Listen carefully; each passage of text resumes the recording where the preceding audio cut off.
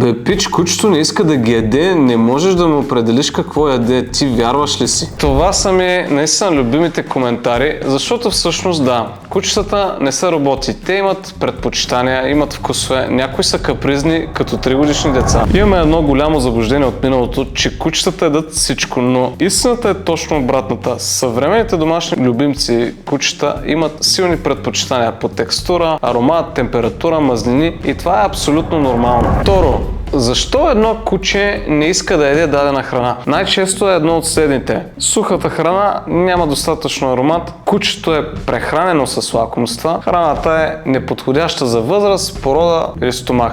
Или просто кучето е капризно. Трето, не можеш да му определиш какво яде. Всъщност можеш и трябва. Разбирам какво има предвид човека, че кучето се избира, но ако оставим кучето само да определя храната си, 90% от тях ще ядат последното парче салам от масата, хляб, бокуци в парка и всичко, което мирише силно. Кучетата не мислят за баланс на хранителни вещества, омега-3, пробиотици, стави. Тази работа е наша, тя е на стопанина. Ето какво правя аз, когато кучето отказва храна. Използвам 3 неща, които работят почти винаги. Малко кефир, например кучешко шампанско или обикновен кефир за аромат и пробиотици, лиофилизирания кефир за по-добър вкус и по-добро усвояване, сьомгово масло, което прави сухата храна 10 пъти по-апетитна. Това е като да сложиш масло върху картофи. Стават съвсем други. Кучетата отказват храна по 1000 причини, но когато добавиш аромат, пробиотици или омега-3, 9 от 10 кучета започват да се хранят много по-редовно.